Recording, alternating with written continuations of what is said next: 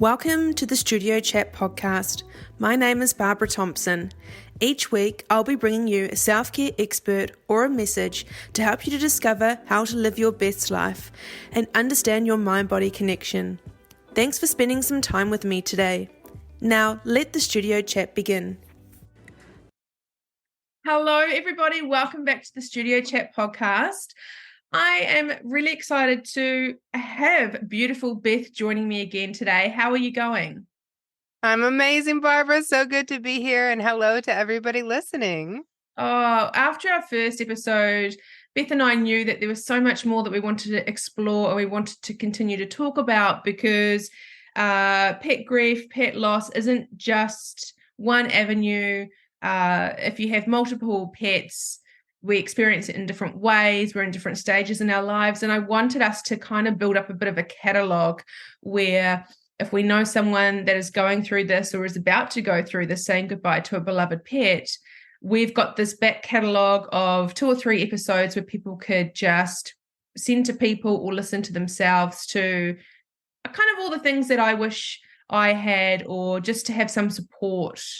And I think that you're kind of on the same page as me with that as well. Definitely. There are so many things to think about when it comes to this type of grief. There are so many different challenges that are presented. And frankly, most people who go through this are totally overwhelmed with the way in which it impacts their lives. And so, absolutely, if we can create a space here in these episodes where people can come and reflect about their own experience and maybe learn some tools and some tips to take away to help it go a little easier for them, I think we've done a great thing. Yeah, and I've just got the woman that, is dedicated and is so, I just thank you from the bottom of my heart for carving some time out to spend with me today. It actually means more than what you know. It's really lovely. 100%. We're on this mission together. I know you care about validating animal grievers and empowering them.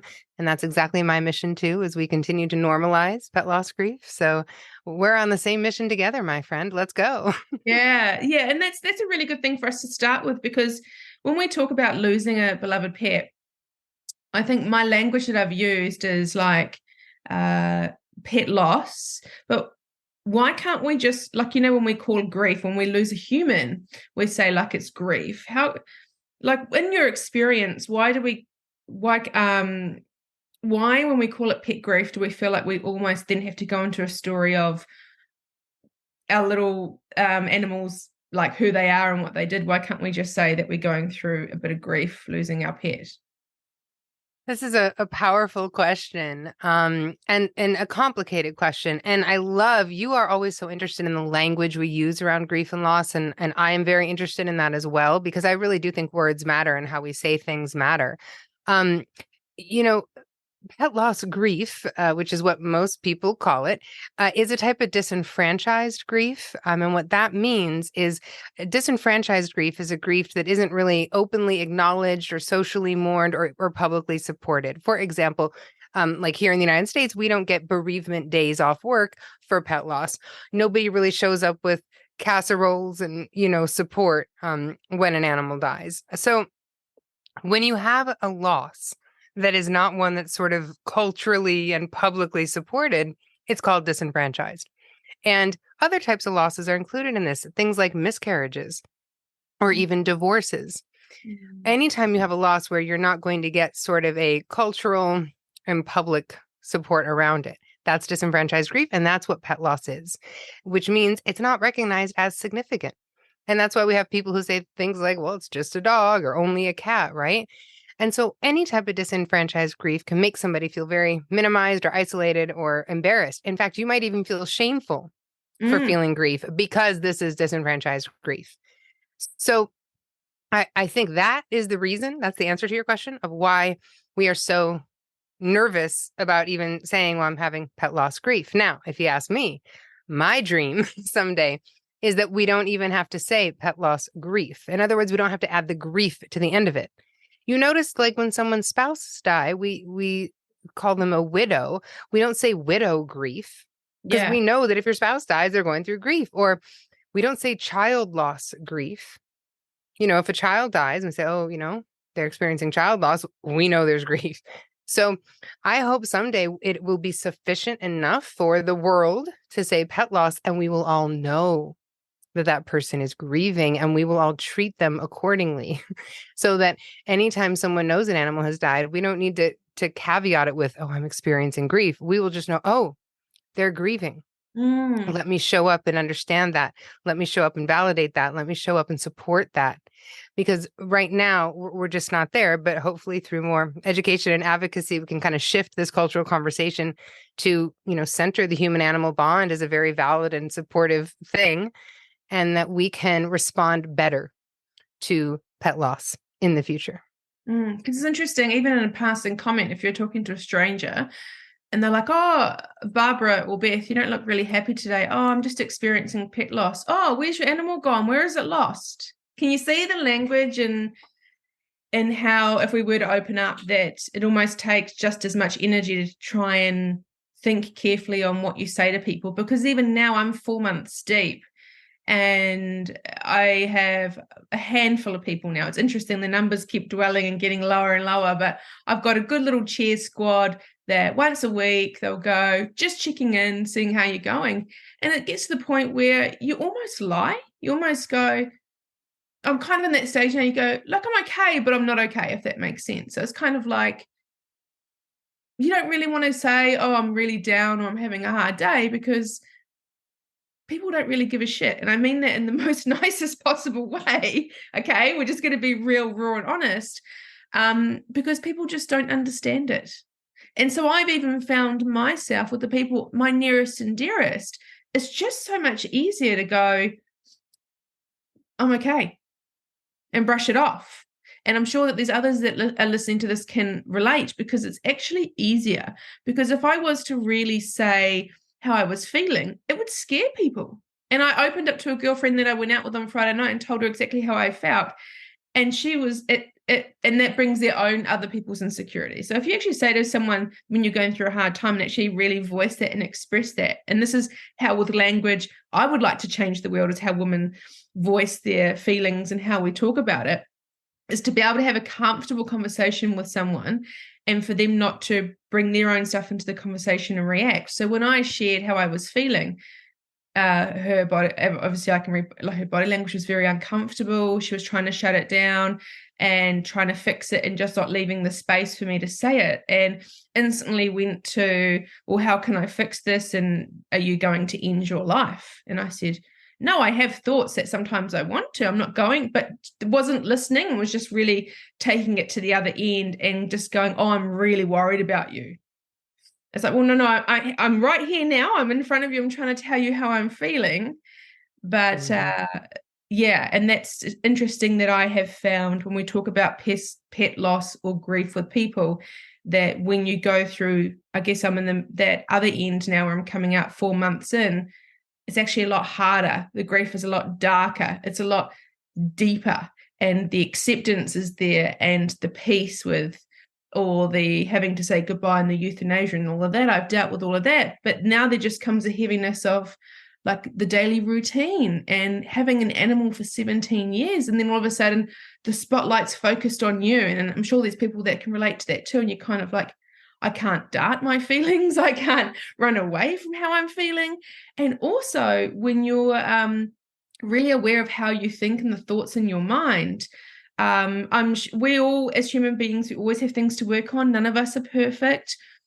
Things as a child always are with us. And no matter, I've done extensive therapy for many, many years. But, I'm really curious to know that these feelings I'm sitting in right now, I know it's related to how I pictured my life to be when I said goodbye to Maisie. It's not where I thought it was. So I'm grieving that. I'm grieving her. It's so layered. 100%. Your comment about your friend just not being able to hold the space, by the way, it's not you, it's them. Okay. I mean, you know that. I know you know that. Yeah. And this is part of the bigger, problem that all grievers encounter, and especially disenfranchised grievers, especially pet loss grievers, because it kind of unsafe to share with people sometimes the depth, the magnitude, the overwhelm of our feelings, because people don't know how to hold it. They don't know how to just sit there with you. Oftentimes my clients will say to me, "Oh my gosh, one of my friends is going through pet loss and I don't know what to say, even though I've been doing all this work and I just went through it with you." And I remind them gently, you don't have to say anything. In Yeah. fact, the less you say, the better. Be Yes. quiet, Yeah. listen, hold space. Touch them on the shoulder, touch them on the arm, let them cry, say nothing, right? That is one of the most powerful things you can do. You Mm. can make eye contact if you're in person. And if there's a moment when you feel like you have to say something, reflect back what they're saying and reflect back, this is so hard. I'm here with you. I wish I had magic words to make this better. I don't, but I'm right here with you. That's the most powerful thing of all, is to feel seen and validated, and that it's okay to express. Yeah. So Yeah. I, Yeah. I wish your friend had found those words, but it's hard. This is Yeah. something none of us were taught. When were any of us taught about this? Never. No. And that's the thing, is I've got some beautiful support. So I know my friends listen to this, so I do not want them to think, please, it's not a dig at that. It's just the awareness of how even me, who I'm very open and very raw and very honest, uh, through this process, I've kept a lot of it in, because it's the way it's going to be the only way, in a way. Like, obviously I'm talking to someone about my grief, and I'm going through it, but it's easier in that way, in a therapy type space, rather than, because people just don't get it. And I mean that with love. I don't want anyone to think that, I'm being horrible here. But so that was something. And also something I encountered was, I didn't get this the first time with my pet loss with Floss, but this time with Maisie, because I don't have any dogs in the house now. It's interesting that the firsts without her were really tough. So it was things like, if anyone can resonate, was she'd always be in the car with me all the time. So even going to pick up the groceries. Ever since the puppy, she hates, I don't know why. I don't know if where you live, if your rubbish trucks or your trash trucks always have squeaky brakes. Here, they always squeak. And so as a puppy, she has, like, if I open the curtains, she was like ravenous. She would want to like get the truck and almost like look like she wanted to bite the truck. The noise must have hurt her ears. So every time that the squeaky truck turns up on a Friday morning here, the first of that, of hearing the truck and not hearing her bark, was deafening. The first time thunder and lightning happened, I didn't have a dog that was shaking and scared out of her brain. The first of going back to the vet with my cat, the same vet. Luckily, like, if I can give anyone a bit of advice, I left it for as long as I could. And then when I took him in, it was just a fluke. I hadn't planned this. It was on a public holiday, but it was quiet. I was the only one in there. I went and saw the vet that had treated Maisie the whole time. And it was almost like he will still be my vet with my cat, but with Coda. But it was such a cool, almost closure for me. So when I went in there, I've known this guy for a long time. And we didn't talk about Maisie at all first. We were looking at Coda. And he was flustered for the first time. He was kept going in and out of the room because he forgot things. And I was holding everything together, very just. And then he said to me, oh, Barbs, I just have to say something. He goes, it's just not the same without the little lady here. And I just went, oh, I'm even like tearing up now, because it was so, you can hear that I'm upset with it, because here's a vet that does this stuff every day. He was clearly upset. He was so lost, because it was all about Maisie. And now he just looked at me and he was like, I'm really lost without her. And so I went to pieces. I was just like, oh God. And so we cried and laughed together. And but it was quite cathartic for me too. Like, it was very hard and upsetting, but it was it had to be done. I could, but it was just such a interesting thing that caught me by surprise, that it was just like, wow, here's another person that does this on the daily, and how it affected him upset me. That's very powerful.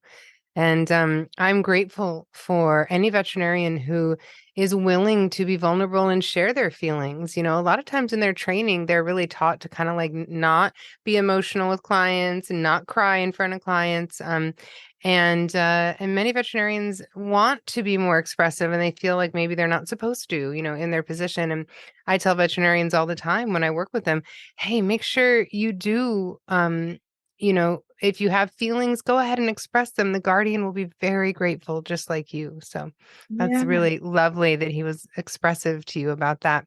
And you are 100% right about the first. The firsts are so hard. And those examples you gave are just perfect. Those are all the little things that you don't think are going to be a huge grief pinata, but they are when they happen. And you know, what I like to recommend for people, a couple things when those moments happen, here's a couple things you can do, Barb, because they're probably going to keep happening.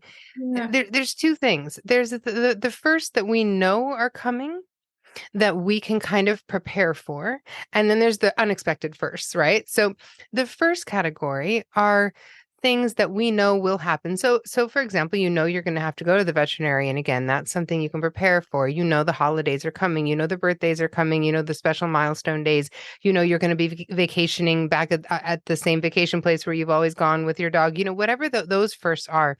I really recommend to my clients to make a list of every single first that they know they're going to anticipate for a year. I have them do it for a whole year. And then we sit down together and we strategize and brainstorm what are some things we can do to honor this first, to make something special happen on this day, to really deeply prepare for the ones that we know are coming and we know we can see. For some people, for example, with the veterinarian, for some people, they know they're going to have to go back and sometimes even be in the same room where their animal died. And so we try to, for a lot of my clients, we try to look at that as a legacy opportunity to do something loving in your animal's name on behalf of your animal so that the visit becomes something you can really look forward to. So whether that's you're going to be taking in, you know, flowers or treats or gift cards for everyone in the office as a gift, you know, from Maisie, or whether that's, you know, if you're able, putting down $100 or $200 at the front desk and saying, next person who comes in here that has trouble with their bill, you cover this on behalf of Maisie and let them know that Maisie sends love, you know, or whatever it is. Trying to incorporate some sort of ritual or some sort of honoring can make that a visit to look forward to instead of to dread. So preparation for all the first you can prepare for is key. But what about the ones like you're talking about, the thunder, the trash truck? You know, what about those? Because those are unexpected and off guard. One of the things I always say when we encounter one of these, you know, grief wave or grief burst moments, grief pinata moments, is to, as soon as you can, as soon as it hits, to have a moment of intentional connection with your beloved. And the fastest way to do that is by speaking out loud. And speaking out loud is very powerful because our brain can't be ruminating or future tripping if it's speaking out loud, because it's a really complex process to talk out loud and listen to yourself. So even just saying something specific to Maisie whenever those things happen, when the thunder and lightning come, say, Maisie, let's go get your thunder sweater on and go cuddle in bed, you know, or whatever you would say to her, right? Or when the trash truck comes, be like, no, did you hear those squeaky brakes, Maisie? Oh, could they be any louder? Are you so annoyed? I'm so annoyed. You know, let me go put some headphones on and listen to some music, right? Just anything. Bringing her into it, you know, bringing your animal into a space of connection when you get something that you know is going to be emotional, but just turn it into a collaboration, turn it into a connection, turn it into a conversation with them. And oftentimes that feels really supportive because you are lessening the pain of it, and instead you're turning to the connection. Mm. Thank you. They are very helpful for me, but I know for other people as well. Honestly, every time I talk to you, I'm just like, can I just talk to you forever? It's just because you have these golden nuggets of wisdom. I'm like, oh, I could literally talk to you all day. I know people listening to this have losses of all sorts of types of animals. It's not just dogs and cats, it's birds, it's lizards, it's snakes, it's turtles. I am aware of that. One example I've got is of a dog, and I have really struggled to walk. I've really struggled in her later years. We didn't do too much walking around my new area, but there's a route that we did. And now I know after the pandemic, a lot of people own dogs. Now it feels like everybody is getting a puppy, everyone has a dog, there's so much dogs, and it just feels, it's like when you buy a brand new car and it's a red car with a gold line on it, you've never seen it, and then all of a sudden you're driving around, you're like, oh my gosh, everyone's got the same car as me. And it feels like everyone is like, almost like, nah, nah, nah, nah, nah, I've got a dog, you don't. Which is an interesting part in the grieving process, is when you want to get outside. And if I go anywhere, if I go down to the beach, if I go like anywhere, the act of walking and taking myself outside and getting fresh air, there's always people with dogs. And I do stop. And I was actually really surprised. I went to get a coffee with a girlfriend a couple of weeks ago at the marina down here. And there was a little dog that looked like Maisie. And I saw it coming and I thought, oh my God, I'm going to lose my shit here. And I didn't. And we actually made a bit of a joke of it, because I got down on my hands and knees. I said, can I pet your dog? And she was like, yeah, yeah. And I was like, hello. And I looked at the owner and I said, isn't it interesting that when we talk to animals, sometimes we use a little funny voice? And so her and I bonded over the fact that obviously she knew I love dogs, she loved dogs, and she goes, oh my gosh, don't worry, I'm exactly the same. So it was a moment that I was worried that I could see the dog coming to me, and I thought, oh, I'm just going to lean into this, and if I cry, that's okay. And I didn't, and it's actually kind of a fun, cool moment I shared with a stranger, of laughing how I was being silly with the dog and going, hello, Baba, and all this kind of stuff. And it was like, oh, that was a fun moment. Totally. And, I want to validate what you're talking about. On the least frustrating end of the scale, perhaps, is we experience a lot of comparison in our grief. So in other words, we're walking around and we don't have a dog anymore, but everyone else seems to have their dog, and we make a comparison. But sometimes that comparison can really turn into resentment and anger and Yep. jealousy. I mean, it can really fester. And I think really acknowledging that this is something that is a totally common part of the grief experience, this will come up. I have people ask me all the time, like, oh, we just had the 4th of July here, our holiday. And I went to a 4th of July party and everyone had their dogs, and I was so annoyed and I was so angry. And why do they have dogs and I don't have dogs, and I didn't have a good time?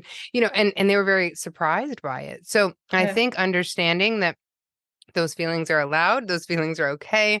We want to allow them to move through us. And, there may be moments where you don't want to pet somebody's dog because that doesn't feel supportive, and that's okay. And then there may be times when you're like, I think it might feel supportive to check in with this dog, and you do that too. And so really just, one of the problems is when people start to feel some of this comparison or this resentment, then they start to self-blame and self-criticize and say, well, I shouldn't be feeling that. What's wrong with me? I'm such a terrible person that I'm having these feelings, right?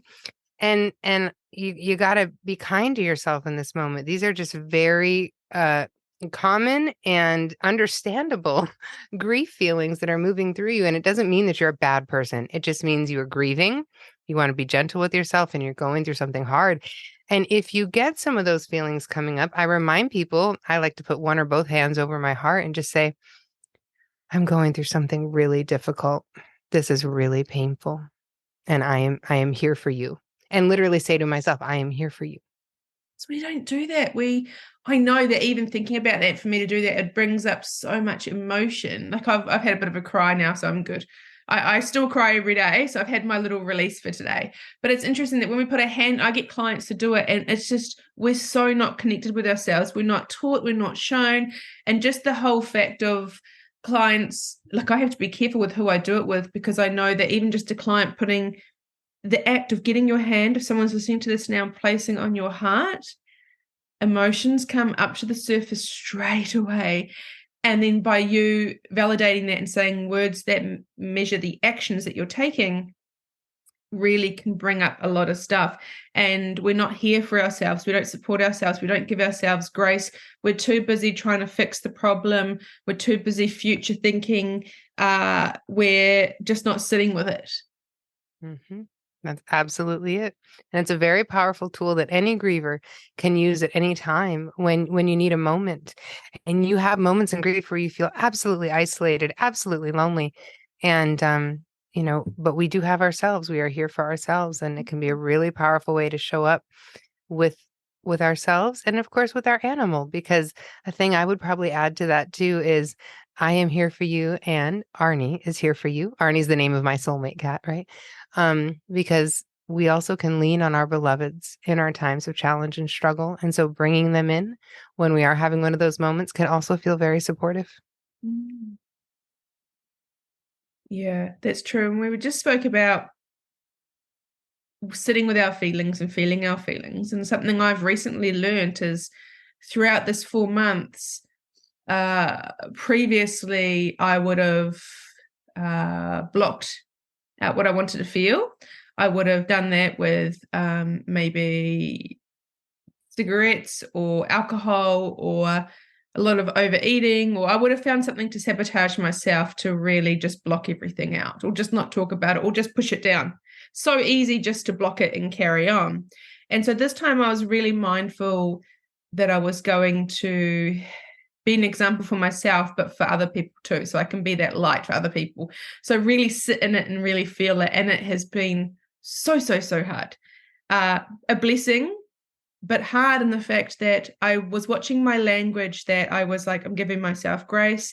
Some days I've just stayed at home on the couch all day and watched comedies. Like there has been 1 or 2 days where I'm just like, I actually can't deal with anything today. And I put a comedy on, I'm having a good time. And in my head, I'm like, I should be working, I should be doing this. I'm like, no, I'm giving myself grace.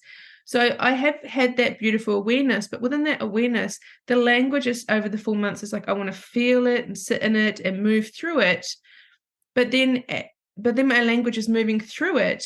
I think I was expecting to get to the other end. Like even subconsciously, I didn't even realize I was doing it. I was like, I want to feel all these feelings and I miss here and the grief and the loss. And I'm just going to cry when I want to cry. I just want to sit in the corner of the room if I want to, wear my pajamas all day if I want to, whatever that looks like.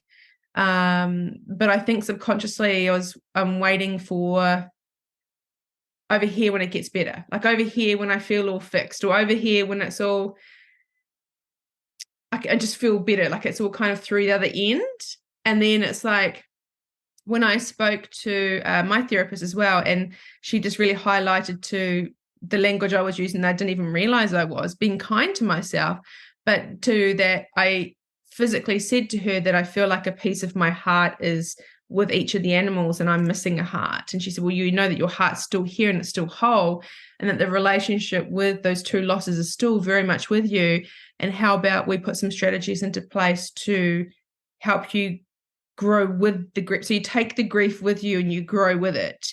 And so that's what I'm working through currently right now. And it's just that language of if you're going through grief, feeling it, and it's something that doesn't leave you, and it has changed me forever.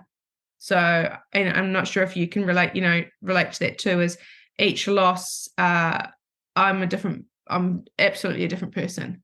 Some good things, some not good things, but it's really changed me, like my inner soul, if I was to explain it that way. Completely. Nobody can escape transformation in grief. It does change us, and some losses change us in massive, profound ways, and other losses sort of, are more subtle in the ways that we shift. But grief is transformational, and that's scary. It's also an opportunity, right? And the language we use around it is really important. Kind of, because on one hand, like I personally don't have as much a problem with a move through. If we're talking about moving through this acute, overwhelming tornado of feelings I have, and I just have to one foot in front of the other, move through that. Now, if you're saying I have to move through it to get to the other side where I'm over it and past it, then I would check the move through, right? But for some people, the idea of moving through this, storm or however we think about it, it's like, all right, just one foot in front of the other, one day at a time. And that kind of moving through can feel very supportive to people. I certainly, avoid anything like we're going to get over it or move past it, right? Or put it behind us. That kind of language I think is really troubling.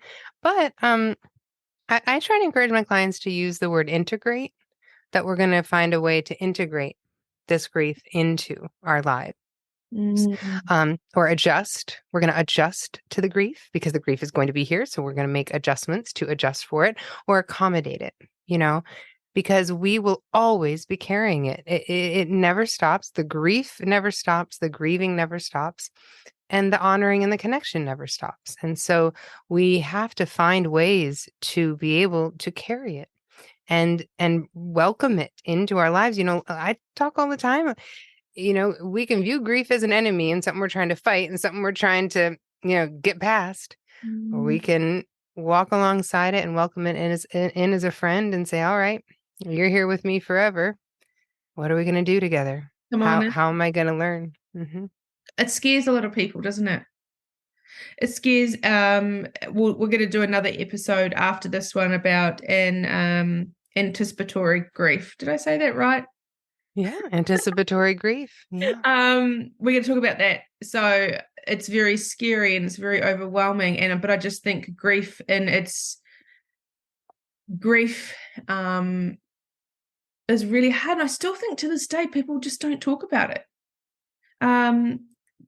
We're more aware of it, like mental health and all that kind of stuff. Conversations are happening, but I really just don't believe that as human beings in 2023, we're given the opportunity to feel what we need to feel, and you know what I mean, like be ourselves with it. It's the world is very fake. Yeah. Well, listen, we live in a world where we are hyper focused on acquiring things and achieving and gaining things, and we spend very little time considering losing things. Yeah, that's true, because we're always looking at the next thing or the comparison or but one thing I want to mention too is I want to normalize that for some people, and I'm in this category, that losing a beloved pet is a bigger loss than losing a human. Yep. Yes. Tell me more. How has that shown up for you? You're right. So You're for right me, about that. it's more the memories you've created. Like I've had a dog in my life for 17 years. So you think I've been through like my first real full-time job after getting my degree, meeting my husband at the time, getting married. What else did these two go with? Like divorce. Then they've traveled with me. They've been to numerous parties with me by my side, literally 24/7. I felt like a carer because I don't have children, so they weren't my children, but it gave me purpose. It gave me like something to care for and look for, but it was reciprocal. So it was very. I've never experienced unconditional love until these two little beings. I met them, so that was the beauty about it. But the beauty about it is they moved countries with me. But no matter what was happening in my life, I would look at one of their faces. Like when it was two, there were two faces looking at me, and there was one face looking at me. And no matter what was going on, it was just like, I've got this. It just gave you this sense of everything is going to be okay. Even if my whole world was falling apart, it was like, it's so interesting that just that little face will look at you and be like, oh, I've got to keep going and everything will be okay. So it's just where they don't judge you. And I'd always joke about this with them. I'd always say to them, you bloody got to get a job one day. You've got to start paying your rent. But I'd always have this thing is they never cheated on me. They never lied to me. They never said horrible things to me.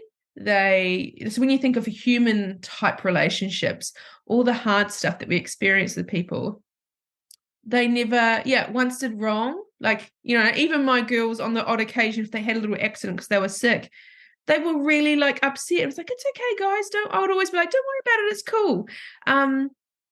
But that's my loss is I'm not close to any of my family members or my parents. I've never had real parents in my life. I've always just brought myself up and cared for myself.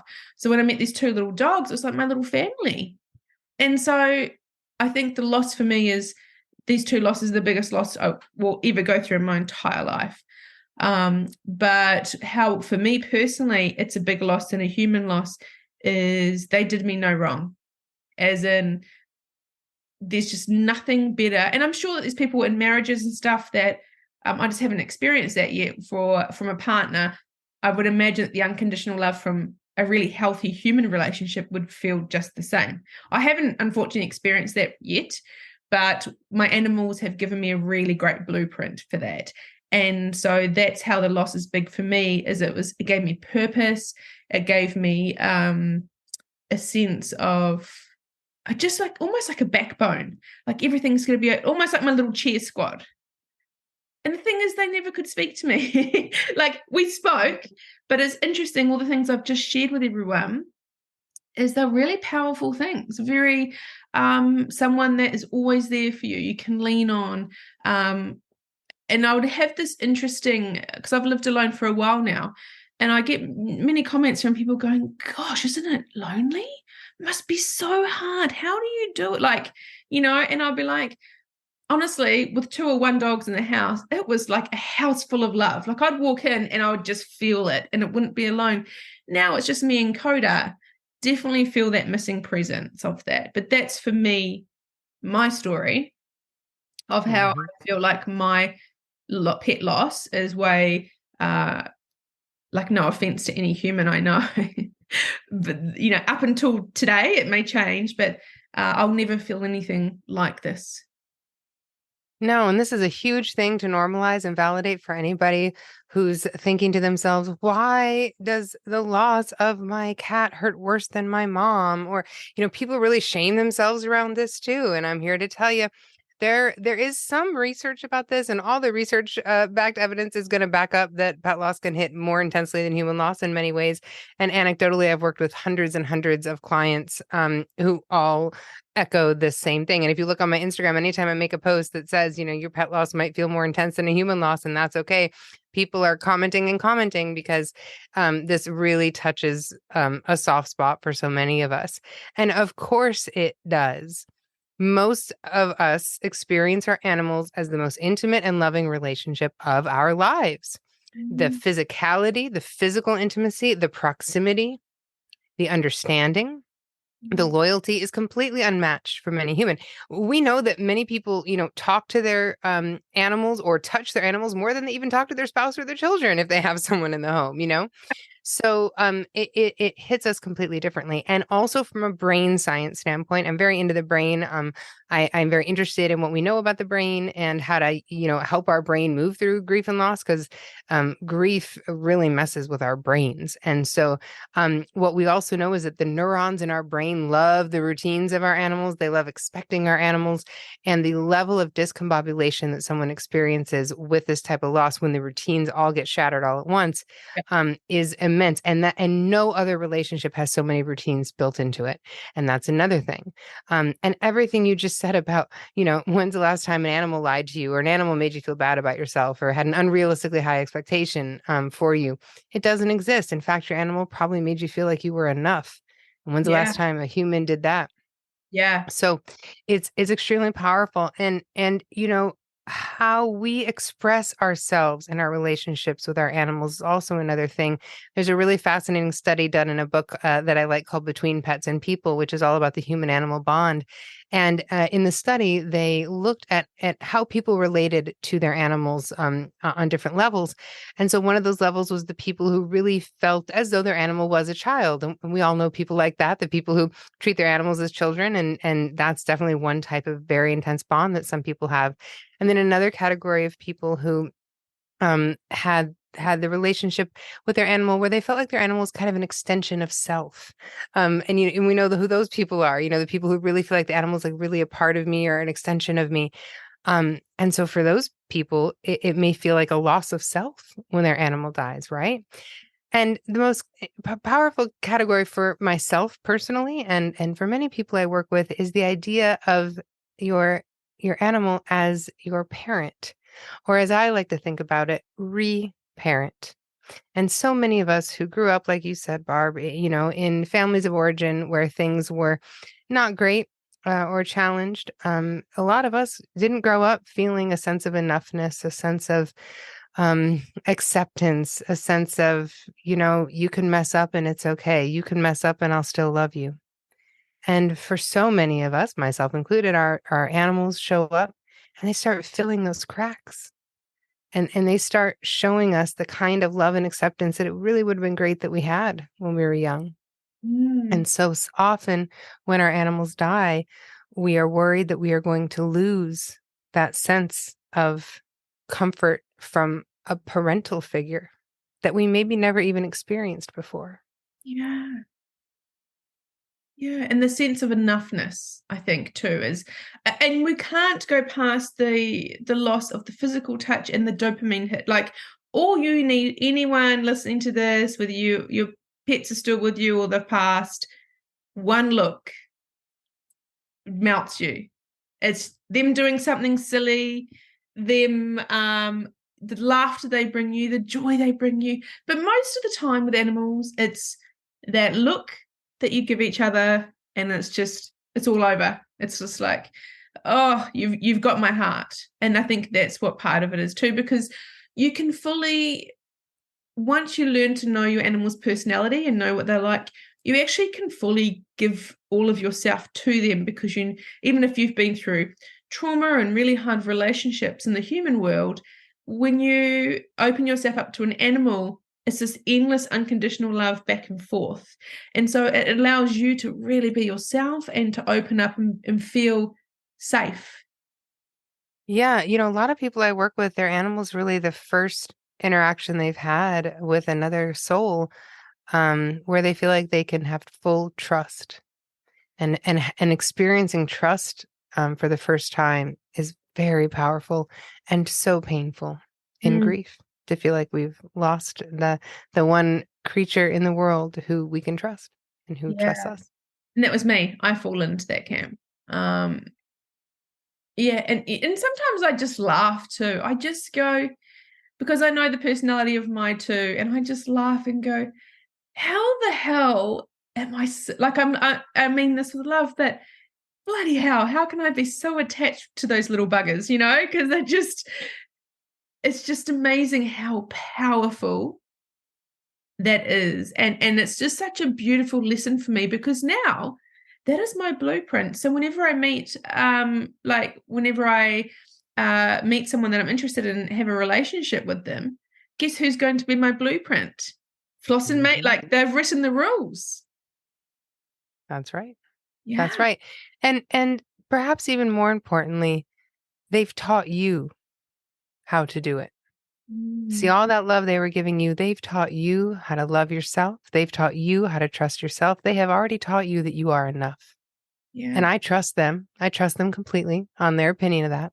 Yeah. And when they were here, when they were Earthside, they're still here. When they were Earthside, they spent a lot of time trying to teach this to you, trying to show you, hey, I love you. You're enough. Keep going. The world deserves your gifts. That's what they're here to tell you and teach you. And part of the legacy, part of each of their legacies, is for you to, start giving that to yourself and reminding yourself about that, and taking all that time they took to teach you and giving it to yourself and allowing them to continue to give it to you now. It's so powerful, isn't it? Now, I've got another 5 or so minutes, so I'm just looking at what I'm going to put euthanasia into the next episode, because I don't want to kind of end on that. That's a bit of a big one. But what I would love to talk about is obviously the silence and emptiness, but also the animals that get left behind. So when you've got, I think as a griever the first time too, I found it really difficult to see my other animal. It made her sick in the end, because she missed the other one so much. But I'd love to hear your experiences, your personal and working with clients, that if you've got any strategies or any tips for us grievers, that when we have, it could be more than 2, but my experience is 2 animals that were literally best buddies, joined at the hip. How can we, and also the tip that I gave in the first podcast, if no one's listened to the first episode, is something that just fell into my lap. It wasn't planned. I'm sure I probably would have planned it anyway. When my pug Floss, I took her to the vet for a checkup, and the vet just didn't let me leave that day. She said it's her time to say goodbye. But Floss and Maisie went everywhere together. So the beautiful thing is when we had to say goodbye to Floss, Maisie and I were in the room with her, and Maisie watched the whole thing and lay next to her and everything. And that, hands down, if no one gets anything out of any of these podcasts I do with you, Beth, that's one of the things that if you feel comfortable, because we all have different values and different beliefs, but if it's comfortable for you to do so, my experience of having two dogs that were joined at the hip, whether you're spiritual or not, watching that interaction, she knew I actually can't remember what was happening beforehand because I wasn't with it, but I do when she passed and she lay on the blanket, Maisie just lay next to her. And then I never had to watch Maisie walk around the house looking for her. That would have broken me, and it would have broken her. Like, we were both broken, and watching her grieve was one of the most. She got pancreatitis, she got colitis, she had number of stomach issues, and then she got Cushing's, and then had to have a couple of leg surgeries.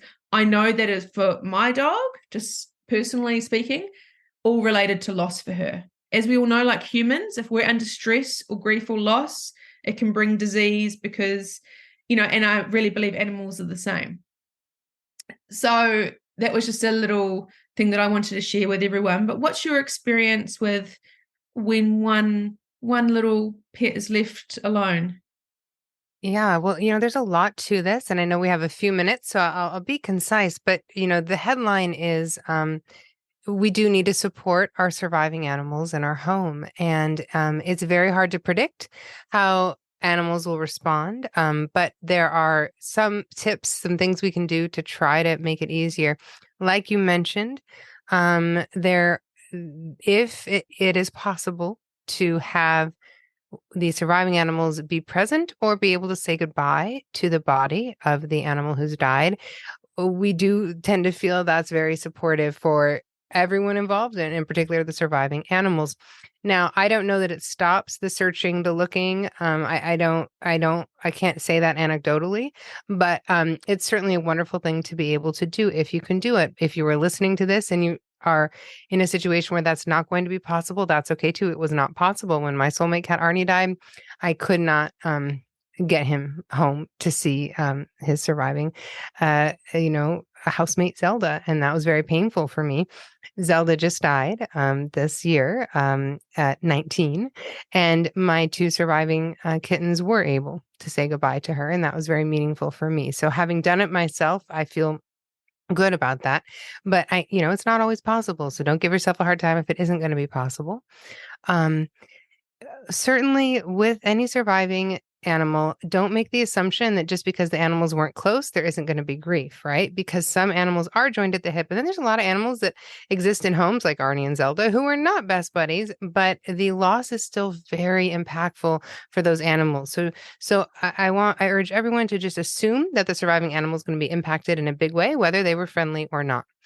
First thing we want to do is we do want to monitor for medical things. I always advise after you've had a loss in your home, take your other animal for a checkup. Just get them checked out. Talk to your veterinarian about anything they feel might be supportive. Different veterinarians have different sort of recommendations in this situation. And I think it's always wise to take any of your surviving animals to the veterinarian after there's been a big loss, because this is a big upheaval. Also, keep all your routines exactly the same with your surviving animals. That really helps them have a sense of safety and security. And I really encourage everyone to talk to their surviving animals both before, if you have the chance to, if you know that the end is near for the animal, talk to your surviving animals about it before, and talk to them about it after. Explain what's happened. Talk to them about your grief. Share with them your feelings. Ask them for specific things they can do to help you with your grief. Now, this has to be something realistic. So you don't want to say, "Ooh, could you go to the grocery store and get me a milkshake?" No, don't ask them to do that. But you can say, "Hey, would you just, meow at me a little bit more so I feel like we're chatting? Or would you jump up on the bed a little bit more to say hi?" Or, whatever. Give them something to do. You'd be surprised how they respond. Another thing I encourage people to do is to talk to them about their grief. Acknowledge what you're witnessing. Oh, I see you're looking for her a lot. I see that when we say Zelda's name when we're talking about her, that you look over and you're looking for her. I see that you're kind of skittish and you're lounging in new places and you're not sure what the new territory breakdown is, right? Just talk to them about what you're seeing. Tell them you are also grieving and that you're in it together, and that anything you can do to help their grief, you will do. Ask them to let you know. Is there anything you need? You'd be surprised how animals respond to that. And the other piece with surviving animals is reassurance. I'm a big advocate for constantly reassuring them that everything is okay, nothing bad is about to happen.